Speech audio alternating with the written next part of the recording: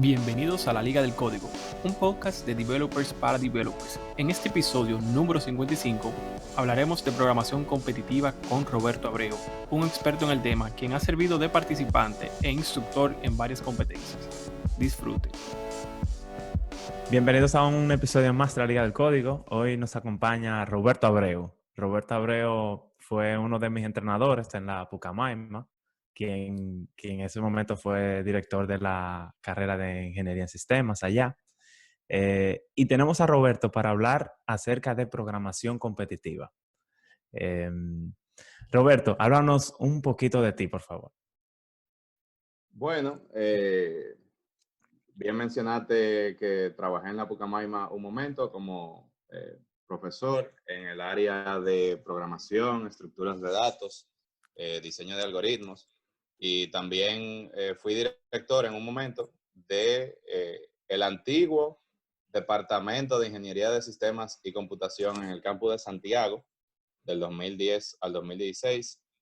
Y luego del antiguo mismo departamento en Santo Domingo hasta el año 2018, y luego hubo una reestructuración en la Pucamaima y fui director por un año de la Escuela de Ingeniería en Computación y Telecomunicaciones, que mezcla varias carreras y bueno, tiene un ámbito un poco más amplio. Actualmente yo estoy en Estados Unidos trabajando como ingeniero de software en una compañía de Silicon Valley. Roberto, antes de entrar de lleno con el tema de programación competitiva, vamos a dar una pequeña introducción a quienes nos escuchan acerca de programación competitiva.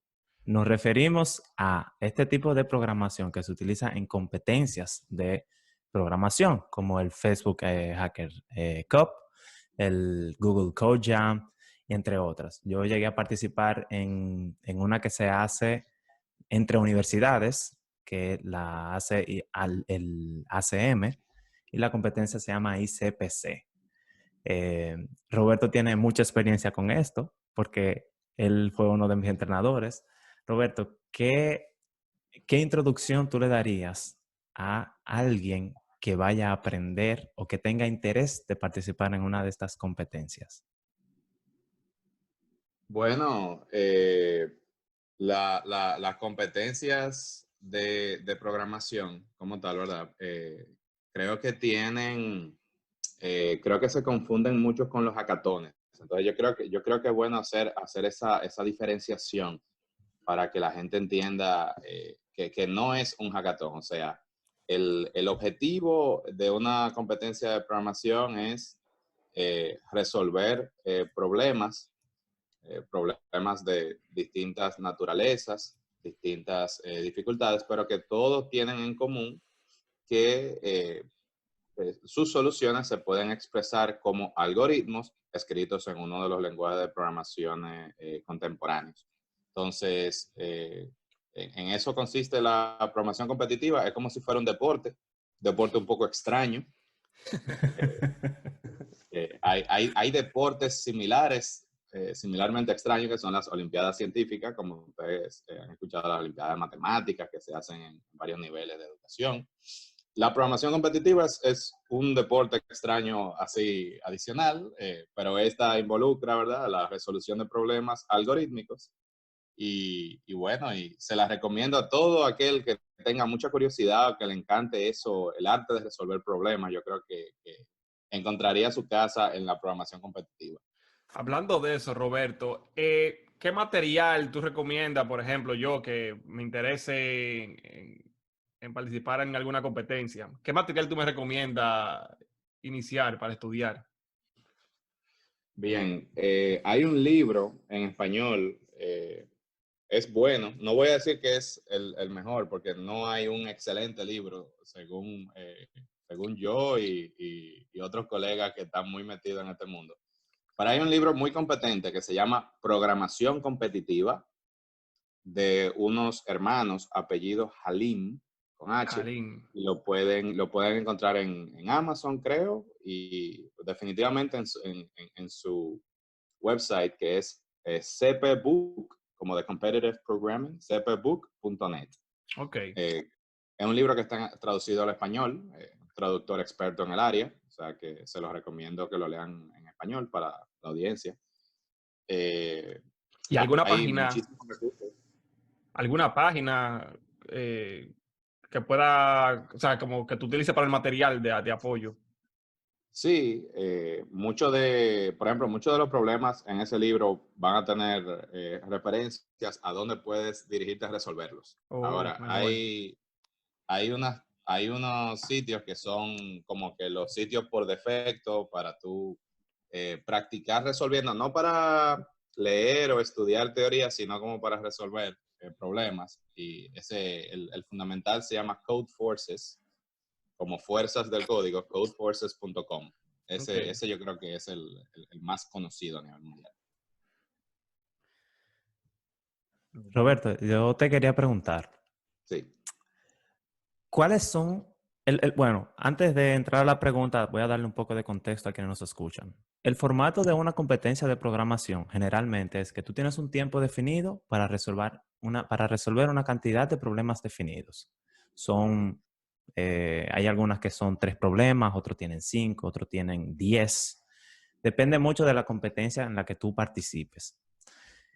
Estas competencias hay de todos los niveles. ¿Hay alguna que tú le recomendarías a alguien que está en un nivel inicial?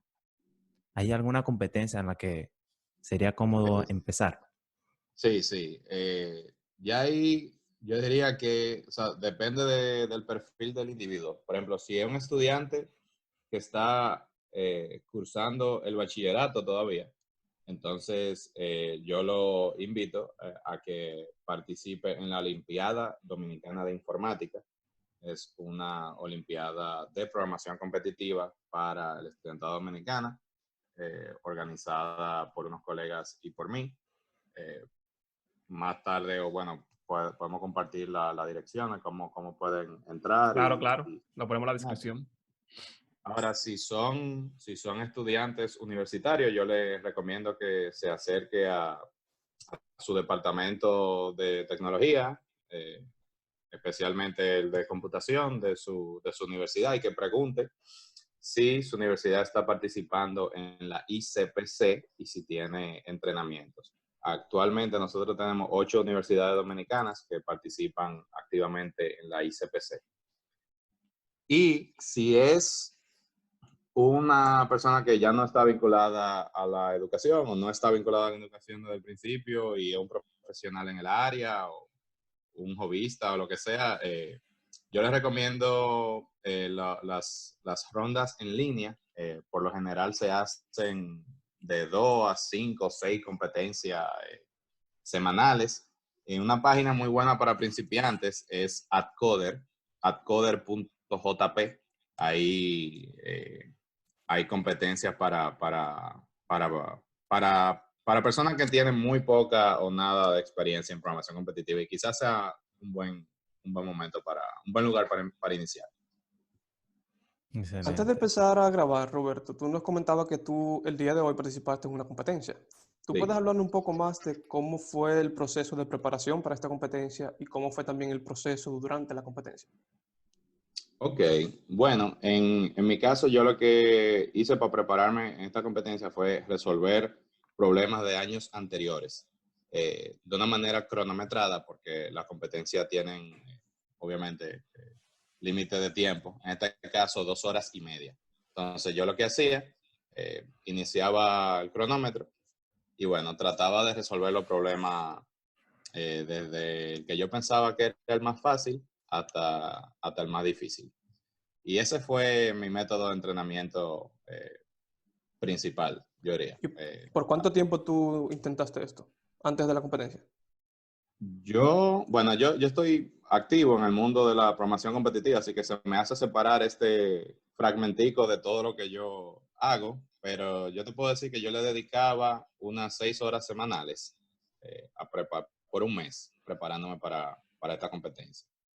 Interesante. Sí. Una pregunta, Roberto. Con Sí. el tema de la programación competitiva, yo, siéndote franco, solo conozco que existe, pero no conozco mucho ni de la temática ni de todo lo que hemos estado discutiendo aquí. Una pregunta que yo tengo es, una vez la competición empieza, ¿cómo se mide quién va por delante, quién, o sea, cómo es la estructura normalmente? Imagino que variarán una con otra. ¿Cómo es la estructura más común y cómo se va definiendo quién va en primer lugar, quién va en segundo? ¿Se toma el tiempo? O sea, ¿se toma el tiempo del programa como parámetro, la memoria que consume? O sea, ¿qué factores se determinan para determinar que alguien va por delante de otro? Y asumiendo que dos personas estén en empate, ¿cómo se decide quién sería el ganador? Bueno, esa es una excelente pregunta que toma ¿verdad? Un lugar básico en lo que son las competencias de programación. La respuesta corta es que depende en cada competencia hay reglas distintas. Para la mayoría de las competencias se basan en la cantidad de problemas resueltos y en la presentación de un scoreboard que se actualiza en tiempo real y que todos los competidores lo pueden ver. Entonces, el uso en las competencias que permiten el scoreboard es estratégico porque, bueno, digamos que no sabe por dónde iniciar o está trancado en un punto, en un problema que tú crees que se resuelve de esta manera y ves que hay 3,000 personas en la competencia y nadie lo ha intentado. Y tú tienes ya como 30 minutos tratando de hacerlo. Y eso yo creo que es un indicador de que deberías por lo menos pausar tu estrategia con ese problema e irte a un problema que otras personas han intentado. Entonces, ¿quién gana la competencia? El que resuelva la mayor cantidad de problemas, independientemente del tiempo. Ahora, si hay un empate en cantidad de problemas resueltos, entonces el desempate se hace por tiempo. O sea, hay como una heurística muy sencilla que es, se asume que la competencia empieza en el tiempo cero y transcurren tantos minutos hasta el final de la competencia. Si tú envías una solución correcta para un problema en el minuto X, entonces a ti te dan una penalidad que equivale a X. Entonces tú acumulas penalidades. Entonces, ¿quién gana? El que resuelva la mayor cantidad de problemas con con la menor penalidad posible. Usualmente esa es la regla en la mayoría de las competencias y ya hay pequeñas variaciones entre competencia y otra, como por ejemplo, algunas no se basan en cuántos problemas, sino que le asignan un puntaje a cada problema. Bien, entonces esos puntajes usualmente van bajando en función del tiempo. O sea que si un problema te daba 500 puntos en los primeros 10 minutos, en las primeras 2 horas ya no te va a dar 500 puntos, quizás te da 400. Entonces, eso simplemente añade a la complejidad de qué problema resolver después. Una pregunta, cuando son así con puntos preasignados a cada uno, ¿suelen tener diferentes puntajes dependiendo de la complejidad o suele ser más como que, ok, todo empieza con 500 puntos, a medida que tú vayas desarrollando, o sea, a medida que vaya pasando el tiempo van decrementando? Sí, usualmente es a criterio de quienes organizan la competencia, que dicen, bueno, nosotros pensamos que este es el orden de dificultad. Ahora, dentro de ese orden de dificultad, nosotros pensamos que este problema es tantas veces más difícil que este otro. Yeah. Y así se establecen los puntos. Oye, ¿Sabe? ahora, perdón que te interrumpa, Tomás, pero una última pregunta. Roberto, o sea, nosotros aquí todo lo que estamos somos, no diría que grandes con el tema de Codecatas, pero nos llama la atención. O sea, tanto Codecatas como cosas como LeetCode, como son cosas como que eventualmente vamos haciendo. No quizá con un horario muy establecido, pero sí solemos hacer y compartir entre nosotros. Algo que tienen algo que tienen así como los Codecatas es que tú practicas no la velocidad con que tú realizas las cosas. Tú practicas la estrategia, el poder identificar el problema y cosas así. ¿Cómo tú entiendes que una competencia de programación te ayuda con eso, pero también te desayuda, por otro lado, desde tu punto de vista? Ok, sí, no, es una muy buena pregunta.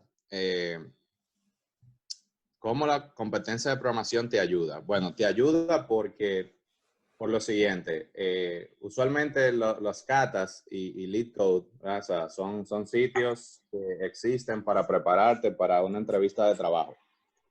Y esas entrevistas de trabajo tienen un componente que es algorítmico. Bien, y entonces el Lead Code y las catas te preparan para esa parte de la entrevista. Entonces, ¿cómo la programación competitiva te ayuda para esas entrevistas? Bueno, te ayuda porque los temas que se tratan en las entrevistas son un subconjunto de los temas que se tratan en la programación competitiva. O sea que definitivamente teniendo cierto nivel en programación competitiva es una garantía que te va a ir bien en en las entrevistas de trabajo a nivel de poder resolver el problema. Eh, ¿Cómo te desayuda la programación competitiva? Bueno, esa pregunta quizá es un poquito más difícil de responder. Número uno, los programas que se hacen durante una competencia solamente viven durante el tiempo de la competencia. O sea, la competencia se acaba y el programa se borra. Usualmente yo resuelvo un problema y lo borro de mi editor de texto. ¿Por qué? Bueno, porque si quiero volver a verlo, ya está grabado en el servidor. Y bueno, ¿sabes qué pasa? Que esa rapidez lleva usualmente a malas prácticas de programación. O sea, llamar toda la variable con una sola letra, a utilizar ciertos macros. Por ejemplo, si tú programas en C++, que es el lenguaje más utilizado en competencia de programación, que son muy malas prácticas. Ahora, Entonces, también viene con trade-off, ¿no? O sea, tú haces esa mala práctica, pero esperando reducir el tiempo o algo así, ¿no? O se hace simplemente no, porque, o Porque sea, ¿cómo tú lo es que tú justificarías? lo estás haciendo rápido. Es que Ah, bueno, sí. tú estás tratando de resolver el problema en la menor penalidad posible. Entonces, tú te vas a poner a decirle a una variable, este es el grupo de personas. No, tú le vas a poner X, le vas a poner P y ya. Especialmente porque ponerle un nombre a una variable es una de las cosas más difíciles que tiene un programador. Sí, sí. Por lo general. Imagínate, sí, vos estás pensando y que esta variable se llama, dura 2 minutos sí, ahí. Y sí, cuando sí, tú empiezas a hacer definitivamente. macro para modificar C++, para tú tirar el for en 4 o 5 caracteres, tú sí lo escribes más rápido, pero no se entiende el código. ¿Tú me Sí, entiendes? sí, Entonces sí, a sí. eso se refiere Roberto. Pero hay otro tipo de tiempo, porque hay dos tiempos, ¿verdad? Yo creo que con lo que tú abordas, Tomás, es el tiempo de escribir el programa, que Ajá. definitivamente tiene que ser rápido. Pero el otro tiempo, ¿verdad? Es qué tan rápido ejecuta tu programa en la computadora. Entonces, obviamente, nombrar una variable A o un nombre más largo no va a hacer que el programa se ejecute más rápido, ¿verdad que no? Pero hay veces que por ejemplo, en ingeniería de software como tal, a veces es mejor escribir una solución clara que una solución obtusa, pero mejor porque hace mejor uso del procesador, etcétera, ¿verdad? Entonces, la programación competitiva te forza a la última optimización. Entonces, tú siempre vas a pensar en cómo hacerlo de la manera más rápida, sin entrar en unos detalles de hardware, ¿verdad? Como de, ok, déjame escribir esta parte en el ensamblador. O sea, eso no, pero sí técnicas de programación que usualmente llevan a código sucio, ¿verdad? Muy difícil de entender, etcétera. Entonces, quizás en eso te desayuda. O sea, creo que te sigue ayudando para el Lead Code y Kata porque vas a seguir haciendo los programas correctamente, pero no es suficiente para una entrevista de trabajo donde no solo tienes que, ¿verdad?, escribir una solución, sino que tienes que poder explicarla claramente y que tu interlocutor te entienda y todo eso. Entonces, quizá te puedas ayudar un poquito en eso.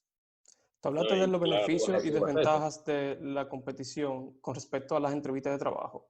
¿Y qué tal Sí. con respecto a mi trabajo en el día a día? Yo como un web developer en una compañía que trabaja con finanzas, por ejemplo, una fintech, ¿cómo Sí. la programación competitiva me ayuda o me desayuda? Bueno, en el caso específico que mencionas, pues no tengo experiencia trabajando en un fintech, pero me imagino que algunos de los problemas que tienen es que quieren optimizar los cálculos, ¿verdad? Quizás tienen un volumen de datos muy grande y quieran optimizar los cálculos. Bueno, pues como tú desarrollas mucho ese pensamiento de cómo optimizar, cómo hacer las cosas distintas, aparte de que tienes quizás un bagaje bastante amplio en términos de estructuras de datos, etcétera, pues es más probable, ¿verdad?, que con un background en programación competitiva te encuentres oportunidades de optimizar que de no tener esta experiencia o la educación que te lleva equivalente, ¿verdad? Entonces, quizá ahí te pueda ayudar. Ahora, yo creo que para el 90%, 99% de los trabajos, yo creo que la programación competitiva como tal no te ayuda mucho, porque son mundos totalmente distintos. Tú sabes qué, Winner, te voy a poner un escenario que es el primero que me llega a la cabeza de en qué momento la programación competitiva me sirvió en un problema real. Y fue de programación web. Era algo respecto a HTML. HTML al final es un árbol dentro de los tags. Entonces yo tenía un algoritmo que corría el árbol de cierta forma. Pero a mí me ayudó, fue la experiencia recorriendo árboles dentro de la programación competitiva que me llevó a entender el problema y cómo abordarlo. Así que son escenarios muy particulares que tuve que encontrar. Por ejemplo, uno que nosotros nos encontramos una vez que fue también en el área de fintech, que era un sistema que un usuario recibió un dinero, pero queríamos antes de entregar el dinero a ese usuario que él salde todas sus deudas. Ahí también tú tienes una estructura como de un grafo, porque yo soy una persona que le puedo deber a 4. Los 4 le deben a otros 3. Hay uno de esos que me debe a mí. Entonces hay todo un flujo que tú tienes que hacer para repartir ese recurso que le acaba de llegar a tu nodo raíz entre todos los nodos que él puede llegar para saldar la mayor cantidad de deuda posible. Entonces, son escenarios que tú te puedes topar. No son tan comunes como dice Roberto, pero definitivamente hay un antes y después cuando tú participas en competencias de programación por un tiempo.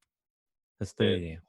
yo diría que, o sea, yo no he participado en ninguna, pero yo independientemente entiendo que participar en una competencia de programación, tú te tienes que preparar y todo ese tiempo tú estás practicando. O sea, que independientemente, sí yo creo que se traduce en ese sentido, de que tú estás aumentando tu conocimiento. O sea, eh, vuelvo y digo, no he participado en una, pero me imagino que si tú quieres dar la respuesta más eficiente, tú estás pensando en memoria y tú estás pensando en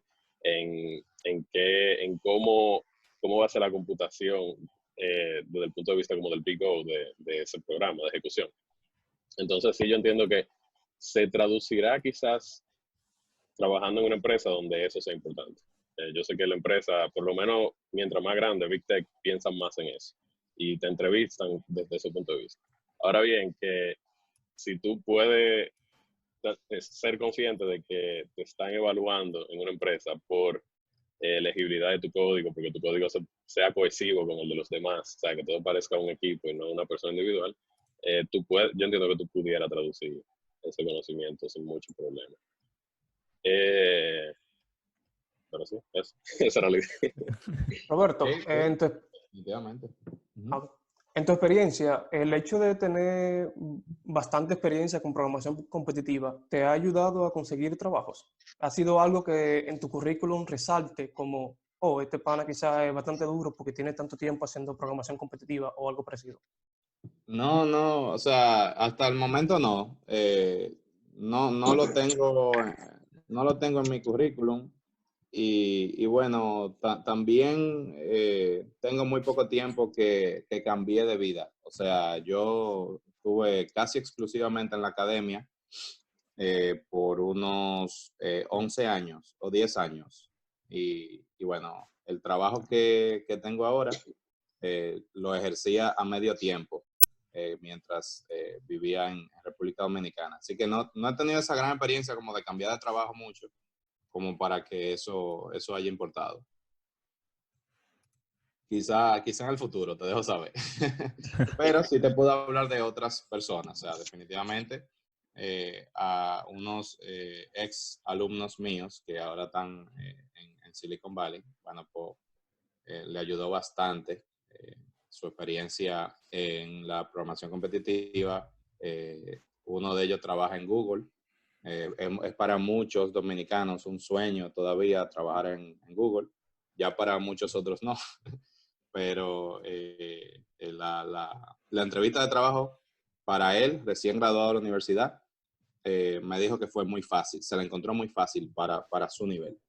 Y otros estudiantes que también están en Silicon Valley trabajando en fintechs. Hay uno que trabaja en Flight, no sé cómo que se pronuncia, Flight. También le ha resultado bastante. Ese, de hecho, creo que ni lo entrevistaron. Él fue finalista en la mundial de la ICPC, una competencia que solamente llega al 1% de los estudiantes que participan anualmente, y él fue uno de ellos, y yo creo que ni lo entrevistaron. No recuerdo. Y si lo entrevistaron, como que eso no fue un problema, la parte de la entrevista de programación competitiva. Yo sé que hay algunas de esas competencias que se hacen grupal. Dame volver a darle idea. Hay competencias que se hacen de forma individual, hay otras que se hacen en grupo, pero yo entiendo que no todas las manos caben en el teclado al mismo tiempo. O sea, que entiendo que se van asignando roles, como tú haces esto, tú haces lo otro. ¿Cómo normalmente son? O sea, me imagino igual que existirán estrategias, porque es algo competitivo. Así mismo como se hace lo de los macros, tienen que haber otros tipos de estrategias. ¿Qué estrategias ustedes han visto en grupos que suelen hacer normalmente? La estrategia más básica es identificar el problema más fácil. Ahora, ¿cómo tú lo haces? Aquí estamos hablando de la ICPC, ¿bien? Hay otro tipo de competencia donde cada integrante puede utilizar su computadora. Pero si es la ICPC, es una sola computadora para 3 personas. Entonces, ¿cómo empieza la competencia? Bueno, la competencia se sabe que puede venir entre 9 y 13 problemas. Entonces, dependiendo de cuántos problemas, bueno, pues tú sabes cuántos problemas le da a cada uno de una manera equitativa. Entonces, si son 9, bueno, pues sabes que le va a dar 3 problemas a cada uno. Entonces, el rol, usualmente al inicio de la competencia, es identificar el problema más fácil. Los 3 estudiantes, viendo entre los 3 problemas cuál cree que es fácil, y bueno, debe de avisarlo al equipo: hey, este es el programa fácil, lo único que hay que hacer es esto y esto. Ok, bueno, pues entonces él tiene el uso de la computadora. Y hay muchísimas experiencias, muchísimas estrategias distintas, y eso depende de la composición del equipo, de la veteranía de cada miembro del equipo. Por ejemplo, hay estrategias donde hay una sola persona que es el que programa. Usualmente, si esa persona programa comparativamente más rápido que los otros 2, usualmente se prefiere que esa persona sea la que programe. Si hay una persona que tiene una vasta experiencia en resolución de problemas, en otras competencias, matemáticas, etcétera, pues esa persona puede abordar los problemas difíciles. Si es una composición donde hay una persona muy veterana y 2 personas muy junior, bueno, pues usualmente se le trata de dar participación a todos, ¿no? Y una manera de hacer eso es que los más juniors resuelvan el problema más fácil, y el más veterano, bueno, pues se va encargando y ordenando los problemas de acuerdo a una dificultad más grande. Y una vez ya los juniors hayan hecho, ¿verdad?, su programa más fácil, o su primero 2 programas más fácil, ya ahí cambia la dinámica, ya ahí entra el veterano. O sea que realmente depende de cuáles son las 3 personas. No hay una estrategia ahí estándar, más allá, ¿verdad?, de que tiene sentido resolver el problema más fácil primero, porque los problemas valen igual. Por lo tanto, se puede sacar el más fácil primero y te va a dar el menor penalti posible. Ya luego de ahí, depende mucho de cada equipo, cada composición. ¿Hay alguna penalidad cuando tú haces submit a tu solución y no es la correcta? Sí, dependiendo de la competencia. Por ejemplo, en el caso de la ICPC, que es la competencia universitaria, cada vez que tú envías una solución incorrecta, a ti se te guarda en un banco una penalidad igual a 20 minutos. Si nunca resuelves ese problema, entonces lo que tienes acumulado en el banco nunca te pasa. ¿Ok? O sea que no se te contabiliza para tu tabla de resultados. Si en algún momento, luego de varios envíos incorrectos, envías uno correcto, entonces la penalidad de ese problema equivale a el tiempo en el que lo resolviste, en el minuto 50, bueno, 50 más todos los 20 minutos que tienes acumulado en el banco para ese problema. O sea que si lo enviaste mal 3 veces, son 20 por 3, 60 más 50, ahí tienes 110 minutos de penalidad. Y Y que tiene que tener usualmente cuidado.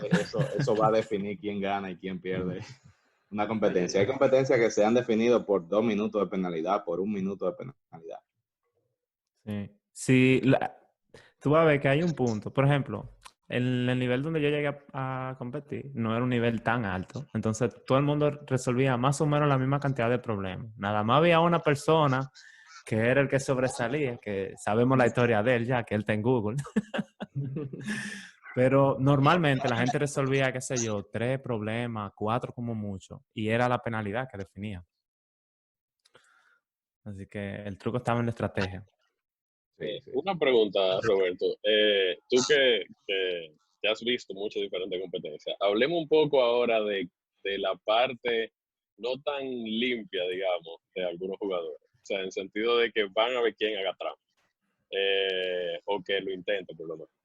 En tu experiencia, ¿tú tienes o sea, hay algún caso específico que tú te recuerdes o que te pareció súper curioso de cómo alguien hizo trampa o lo descubrieron haciendo trampa en alguna de estas competencias?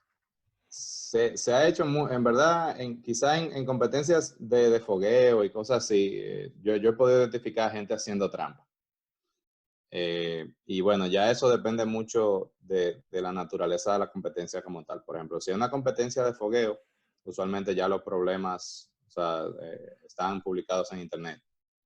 Bien, entonces, por ejemplo, cuando yo entrenaba a los equipos, les decía, bueno, señores, esta es una competencia de fogueo, o sea, no una competencia real, no hace sentido buscar la solución en Google ni nada de eso, ¿verdad? Porque lo que queremos es que ustedes resuelvan el problema, porque la competencia no es quién lo busca primero en Google, la competencia es quién resuelve el problema. Entonces, pero ya en competencias más grandes, nosotros tenemos varios mecanismos, por ejemplo, como eh, limitar, las competencias se hacen presencialmente y nosotros lo que hacemos es limitar el tráfico en la red. Por ejemplo, hacemos que cada computadora no solamente pueda comunicarse a ciertas direcciones fijas. Bien, entonces eso ya limita la capacidad de los estudiantes de hacer búsqueda en Google, de comunicarse por WhatsApp con alguien, etcétera. Fuera de ahí es muy difícil porque los problemas son inéditos. O sea, por lo general, o sea, se trata que los problemas siempre sean inéditos, o sea, que no hay conocimiento del problema ni de la solución antes de la competencia. Han habido varios casos de trampa en América Latina, lamentables, donde ha habido colaboración, de hecho, por parte de profesores. O sea, que un profesor mágicamente suelta un USB cerca de una mesa y coincide que el USB tiene las soluciones oficiales y bueno, eso ha pasado. El caso ¿verdad? Se pudo identificar. Creo que es más difícil, ¿verdad? Cuando lo más distribuida que es la competencia, especialmente cuando son competencias así, universitarias, es más difícil, ¿verdad? Porque son competencias que se basan en la confianza y en la honestidad. Y por lo general tenemos una comunidad bastante honesta, muy enfocada en lo que quieren, ¿verdad? Que es resolución de problemas, no lo hacen como por la fama o nada de eso. Bueno, señor, ¿hay algún consejo, Roberto, que tú quisieras darle para ir cerrando este capítulo a quienes nos escuchan con respecto a la programación competitiva? Sí, que le den una oportunidad. Si de verdad le apasiona mucho eh, la programación, la resolución de problemas, entonces que le dé una oportunidad a ver si de verdad, a ver si de verdad le gusta. Aunque no tiene que volverse un superestrella mundial, ¿no? Solamente que si le gusta, que lo intente y que resuelva uno que otro problema. creo que eso ayuda mucho a mantener el cerebro bien activo, bien ágil. Y Y antes de eso. cerrar el episodio, Roberto, cuéntanos un poco de la iniciativa que tú estás trabajando actualmente en República Dominicana con respecto a esto. Sí. Bien, bien. Bueno, pues nosotros, o sea, yo y un grupo de colegas organizamos las Olimpiadas Dominicanas de Informática. Pueden obtener más información en olimpiadasdeinformática.org.do/site. Es una olimpiada nacional para estudiantes que están cursando el bachillerato y sigue el formato de una competencia internacional que se llama la Olimpiada Internacional de Informática, que reúne anualmente a los mejores estudiantes de bachillerato del mundo, una semana completa llena de actividades culturales y de programación competitiva. Entonces nosotros lo organizamos desde el año 2014, esta competencia, y la seguimos actualizando. O sea, sí, yo sigo apoyándolo inclusive en la distancia. Sí, está abierta a todos los estudiantes que están cursando el bachillerato, no importa si es escuela pública, privada, politécnico, liceo. Y sí, y persigue precisamente eso. Primero, estimular a los estudiantes, estimular la curiosidad de los estudiantes, también enseñarles lo que es la computación en el sistema de educación dominicana, pero en muchos, cuando a ti te hablan de clase de informática, clase de computadora, usualmente eso se traduce ¿a qué? A Word, Excel, que yo formateando disco duro, cosas así, y eso realmente no es computación. Entonces, nosotros pretendemos eso, incentivar a los estudiantes más curiosos, enseñarle el área y que, bueno, que ellos tomen su decisión luego si les gusta y que sigan incursionando en ella. La competencia es igual de difícil que la universitaria, entonces le da una gran ventaja a los estudiantes más exitosos del bachillerato, porque lo va a ayudar mucho a tener una trayectoria más, digamos, más fácil en la universidad, quizá en el sentido porque no se va a encontrar quizá con muchos retos los primeros años, pero también que le permite al mismo tiempo incursionar en estudios más avanzados en las universidades que le permitan eso. O, por ejemplo, también los dominicanos que participen en la Olimpiada Dominicana de Informática y luego, por ello, en la Olimpiada Internacional de Informática. O sea, si nosotros hacemos una selección de los mejores estudiantes y los que participan en la Olimpiada Internacional de Informática también tienen la posibilidad de ganarse una beca completa en la Universidad de Waterloo, por ejemplo, le ofrece una beca a todo el mundo que gane una medalla de bronce para arriba en la Olimpiada Internacional. Hay otras universidades también que van a esas Olimpiadas a buscar a los mejores estudiantes. Por ejemplo, MIT es una de ellas. De hecho, en una Olimpiada Internacional que estuve, había un reclutador de MIT y de Universidad de Waterloo que estaban peleándose. Y uno estaba acusando al otro de que los organizadores le dio más tiempo con el estudiante que al otro. Y eso básicamente son reclutadores como si fueran scouts de lo que van a buscar peloteros y basquetbolistas. Pero estos van a buscar programadores competitivos para que estudien en su universidad, porque saben que esos muchachos tienen un talento que luego se puede explotar quizá en el área de investigación. Ellos pueden trabajar como en proyectos de investigación, luego son potenciales doctores en ciencia de computación más para adelante también, porque ¿verdad? Se presta para un estudio muy profundo del campo en el tema de las matemáticas, de los algoritmos, de las estructuras de datos, etc. O sea, que Volviendo a la nosotros iniciativa estamos que tú aquí estás, volviendo a la iniciativa que tú estás trabajando, ¿contempla solamente la competencia o contemplan también una parte de preparación para la competencia? Porque, por ejemplo, yo recuerdo cuando yo hice el bachillerato, yo no sabía lo que era programación. Entonces, quizá Sí, incluirme en una competencia no me hace sentido. sí. Nosotros no estamos actualmente preparando para la competencia. Sí, la estrategia que hemos seguido es una olimpiada con una complejidad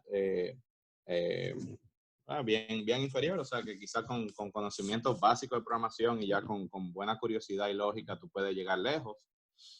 Y ahora, de ahí nosotros hacemos una preselección que sí lo entrenamos. Tenemos un campamento que corre 4 o 5 meses consecutivos, todos los sábados, 4 o 5 horas entrenando, en adición a tareas y responsabilidades que le entregamos como si fuera una academia normal.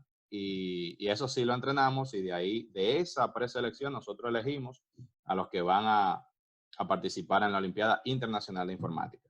Ahora, para abordar eso que precisamente tú mencionas, o sea, oye, quizás me interesa participar, pero en mi colegio no me enseñan eso. Nosotros estamos actualmente trabajando en un portal de entrenamientos con multimedios, o sea, videos, problemas en vivo, sesiones interactivas, para que los estudiantes puedan autoentrenarse desde su casa sin conocimiento previo de programación. O sea, estamos trabajando en eso y quizás para final de año lo vamos a hacer público. Súper. Eso es una buenísima oportunidad para las personas que no saben cómo salir de la situación donde vivan. Así que eso está buenísimo. Sí, definitivamente. Y tenemos ya, como ya tenemos 7 años más o menos con ella, tenemos casos ya de estudiantes que, o sea, que esto le ha cambiado la vida. Han conseguido beca completa en el sistema de educación dominicana y que hoy en día están estudiando en las mejores universidades de República Dominicana gracias a su experiencia previa con la Olimpiada Dominicana de Informática. O sea que sí, nosotros animamos a todo el mundo, no importa si es de colegio, politécnico, escuela pública, a que le den un check it out. Sí, ya compartimos la dirección, olimpiadasdeinformática.org.do/site. Y bueno, quizá luego también le puedo compartir el enlace a otros recursos que tenemos y que nos puedan ayudar a esparcir la palabra por ahí. Claro que sí. Claro. Que sí. Ahí desde que tú entres, que vas un poquito, vas a ver una foto con los estudiantes, con su certificado en la mano, con Roberto ahí atrás, así que dense una miradita, que eso está genial. Sí. Señores, pues creo que si tienen alguna otra pregunta para Roberto. No. Entonces vamos a dejarlo hasta aquí, señores. Nos veremos la próxima semana en otra edición de La Liga del Código. Y muchas gracias por escucharnos. Mil gracias por tu tiempo, Roberto. Gracias. Mil gracias por tu tiempo, Roberto. Gracias. Esto ha sido todo por hoy. Gracias por acompañarnos. Si este episodio te pareció interesante, compártelo. Estamos en YouTube, Spotify, Stitcher y Apple Podcasts. Hasta la próxima.